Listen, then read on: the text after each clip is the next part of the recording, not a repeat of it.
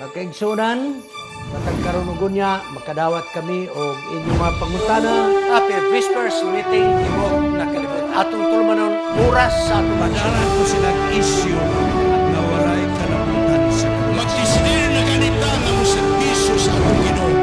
Ang yawa, pangita o pamagi, mo-offer na mura-mura po ug iya sa Diyos.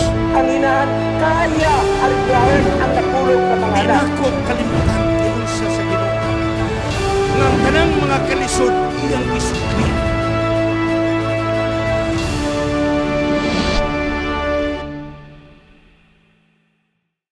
Ang Aris Media Ministry, Cagayan de Oro City, maghatod kaninyo sa special greeting sa tibok nga kalibutan.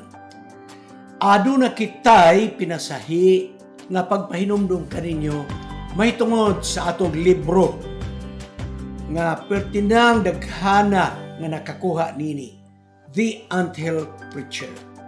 Akong i-review nga kini biographical, inspirational, motivational, og ang editor niini nga libro mo si Dr. Jonathan Catulico, ang kanhi Communication Director sa Southern Asia Pacific Division.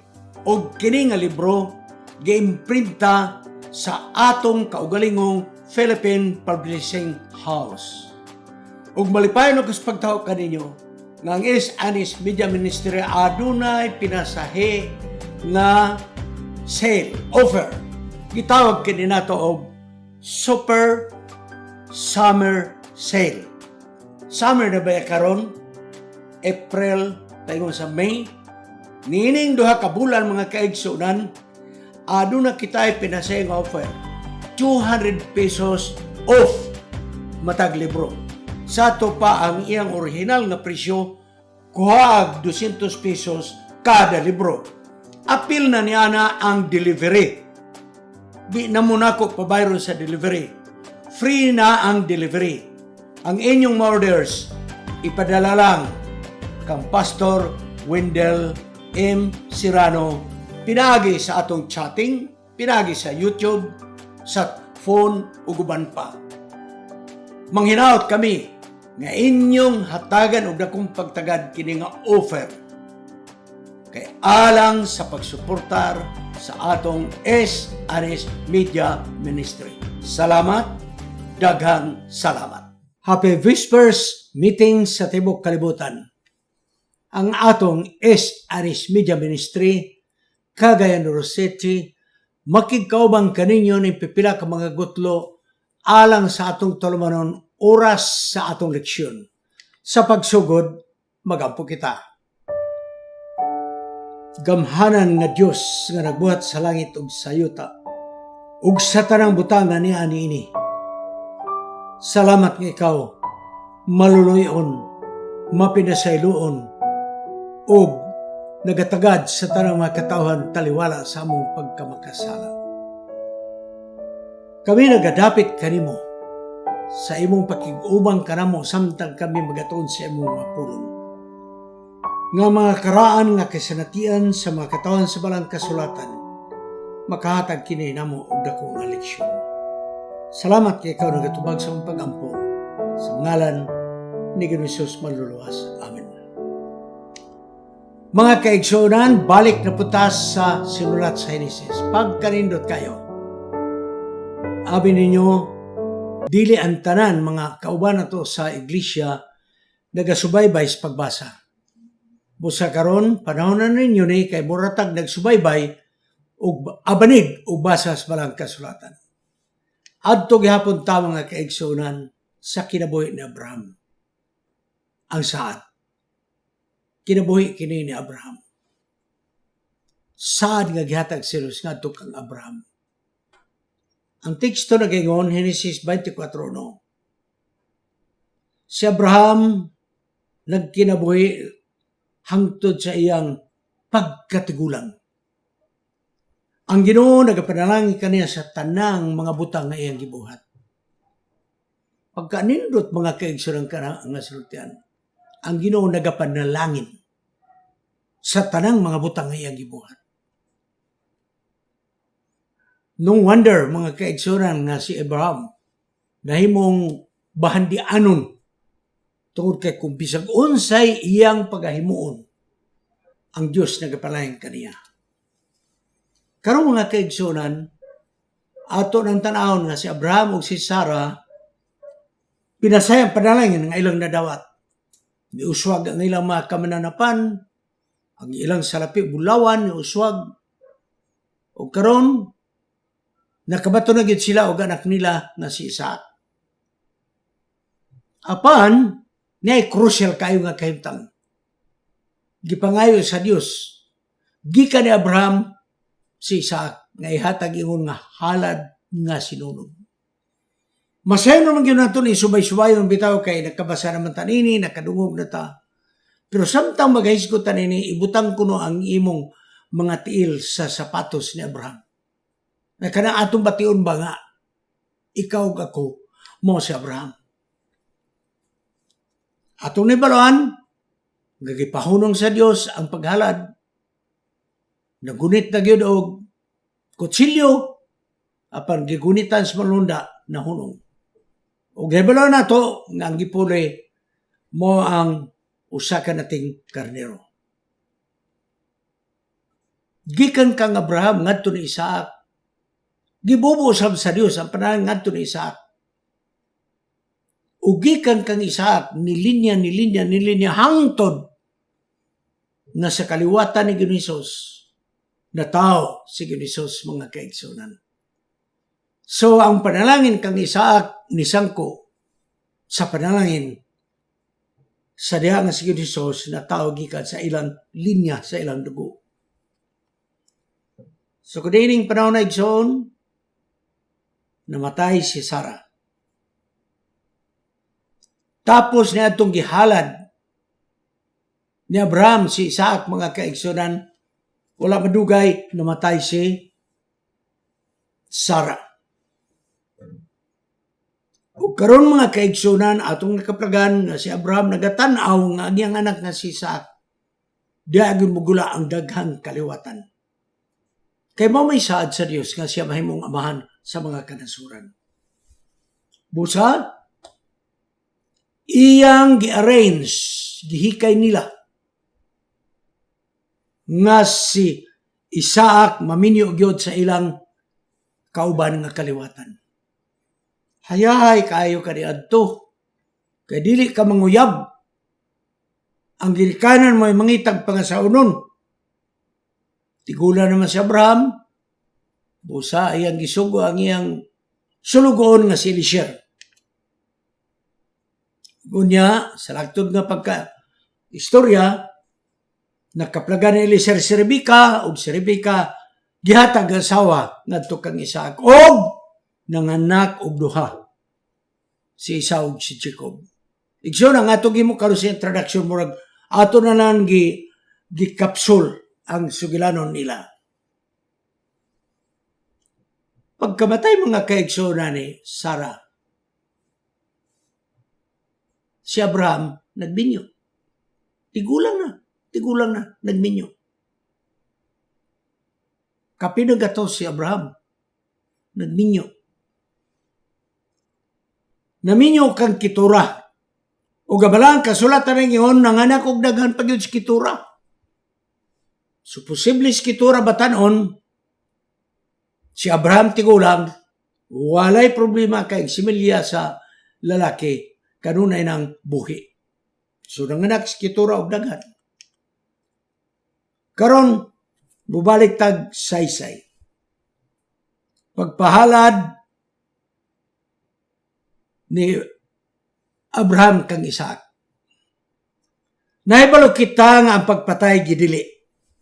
Labi na ang imong anak nga ihatag nimo nga halad nga sinunog.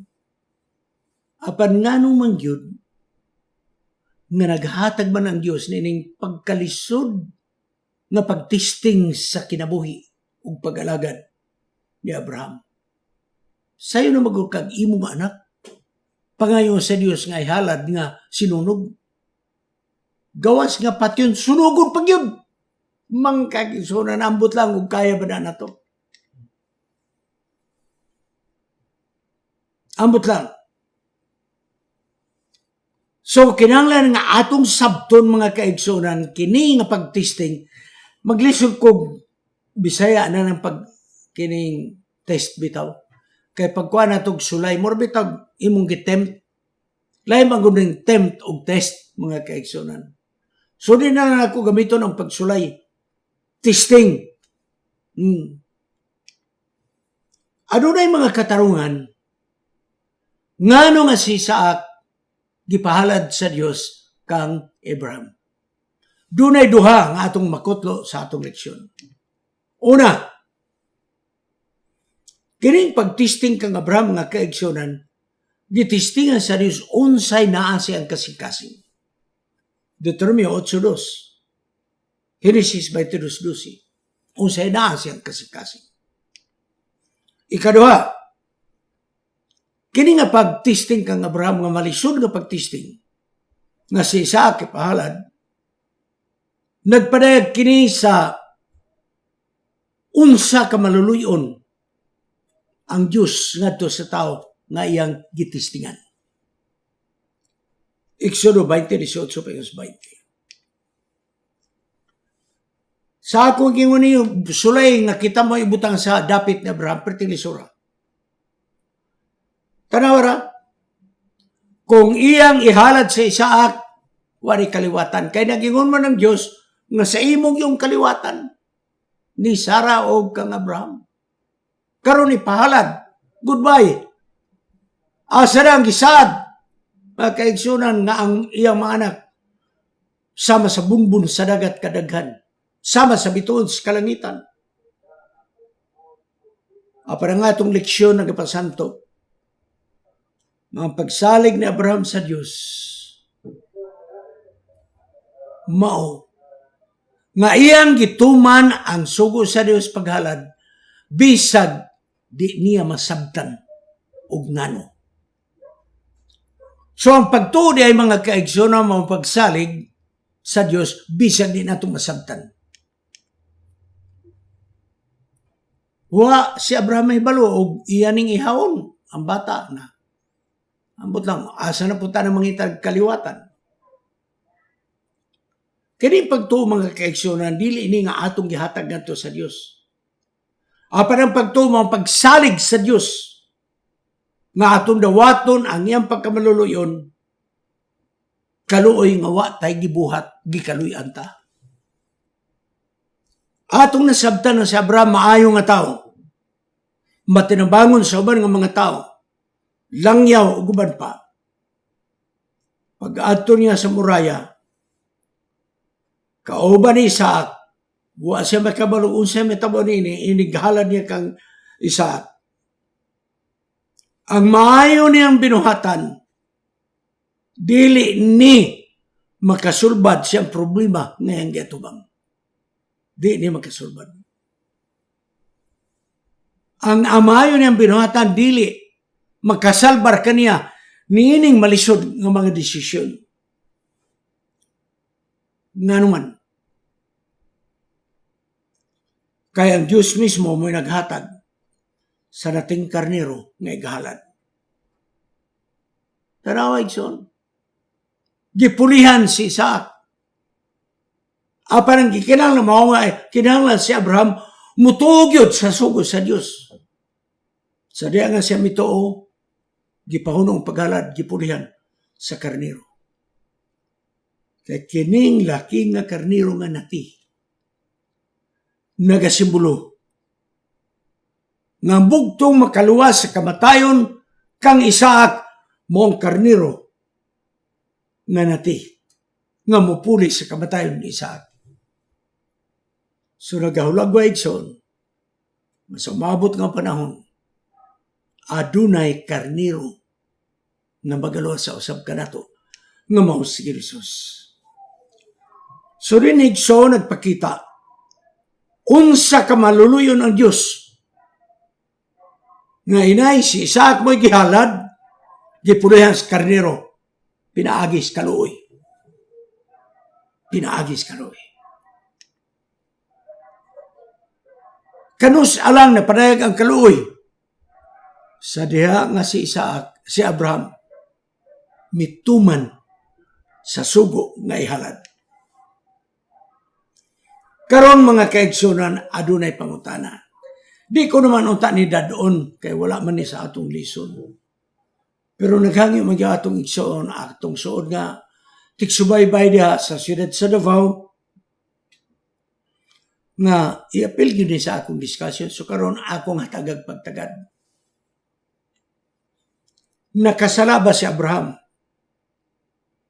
sa pagpatay? Sa di nga iya untang ihalad si Isaac. Okay. Hinumdumig siyon. Nga tingali mo yung unta nga, magkasala kay wara man dayon ka ihaw. Ayaw. Sa pagsugot ra gyud ni Abraham nga iyang ihalad, sala na to sa pagpatay. Sa pagunit ni Abraham og kutsilyo, kay patyon si Isaac, bisag wa madayon og kamatay, sala na to. So nakasala ba si Abraham og murder? Murder man yun ang kaso. Ang balang kasulatan ng ingon, apan ako mag-ingon kanimo, bisag kinsa nga nagatanaw sa babae, uban sa kaibog, siya nakasala sa pagpanapaw.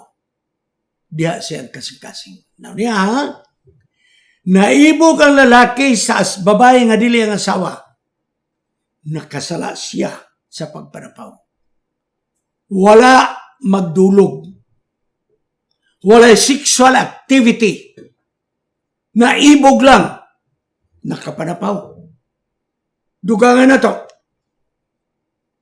Bisag kinsa nga magdumot siyang igsoon siya, mamumuno. Ug nasayod ka mo ang mamumuno, walay kinabuhi, nga walay katapusan.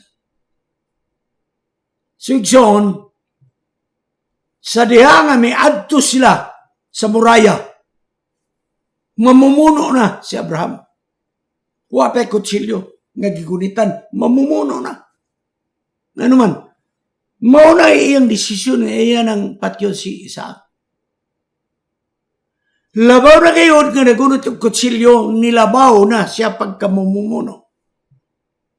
Pero pastor, gigunitan man sa manlunda ang kamot ni Abraham, wa man mapatay. No. Ang balang kasulatan na yun, huna-huna ni mga dautan, nakasala na ka. So akong tubagon. Iksoon, ilang siyudad sa Davao, hinaut ko, nga naminaw ka. Bisag kami sa seminary, nag-struggle mi, mga kaigsonan. Apan adunay usa ka theologian nga taga Denmark, usa ka Protestant, nga naghatag ug usa ka lalong nga pagtuon mahitungod ini nga kahimtang. Akong hatagag pagtagad. Bisan kami mga kaigsunan, sa pagtunga pa namo sa seminary, dako kayo kini nga discussion kung nakasala ba si Abraham sa pagpatay. Wa tuod madayon pagpatay si Isaac, apan ang kamatuoran nga miadto siya sa bukid sa Moriah, aron iyang ihalad o ang paghalad patyon yun niya. So, ang balang kasulatan na gingon, nga ang sala, bisa sa una-una, diha na ang sala, igsoon sa pagpatay. Busa, adunay usa ka professor sa theology nga nabantog sa protestante sa nangaging mga kapanahon sa Reformation era. Naginganlan og si Soren Kierkegaard. Usa siya ka theologian nga taga Denmark. Atong tanawon. Matod pa niya. Atong hinumduman nga ang Diyos, mao ang Diyos sa tanang mga butang. Sa mo'y tag-iya sa balaod, tanan siya. Nakasala ba si Abraham sa pagpatay? kung nakasala nagpasabot nga ang Diyos mo ay nagsugo kang Abraham sa pagpagkasala. Nakuha ninyo ang problem? So kung muyuntang nga nakasala si Abraham sa pagpatay, sugi-sugo siya sa Diyos sa pagpagkasala. By which dili na mao mga kaigsunan. Si Soren Kierkegaard mga kaigsunan, adunay yang gibilin na theology.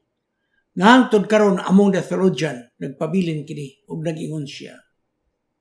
Si Abraham sa diha, nagisugo sa Dios, nga iyang ihalad si Isaac. Nag-ingon si Soren Kierkegaard, wala siya makasala.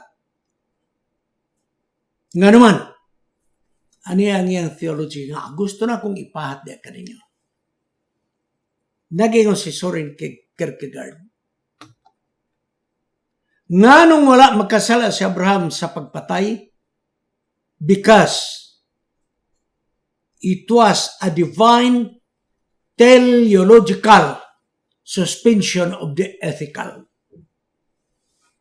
Abi niyo ikson by memory ni. Wa na ko'y notes. Pero di yun ako na malimtan.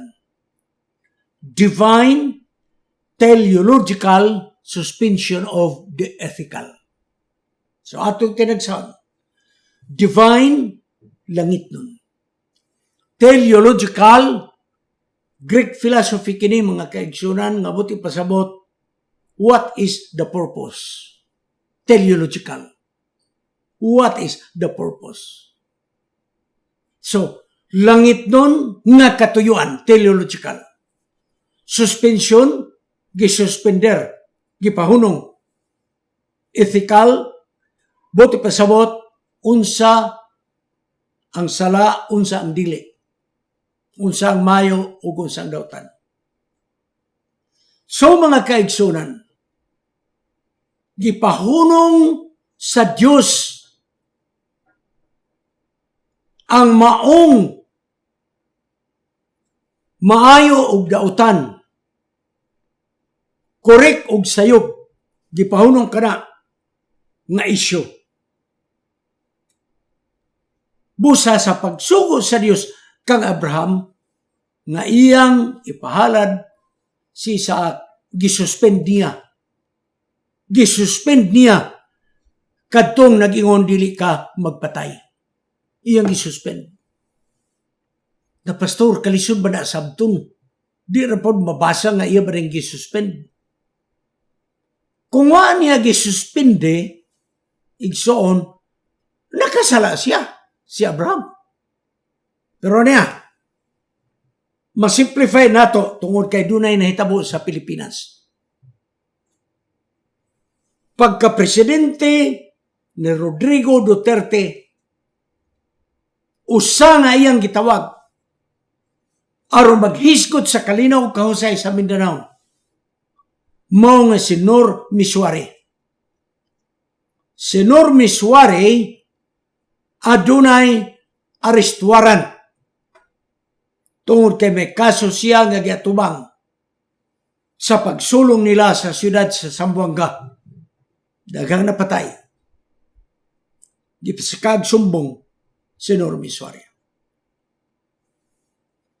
Si Nor Misuare kung muadtog Malacañang, madakop siya kay naamay arrest warrant. Di ka kaikyas. So ang gihimo ni Presidente Duterte, ka-executive man siya, unya ang arrest warrant, iya man na sa judiciary. Di pwede siya makapaghilabot. Ang iyang gihimo mo, nga naghangyo siya sa judiciary, nga kumahimo, isuspend una ang pag-serve sa arrest warrant. Isuspend una. Naghulat si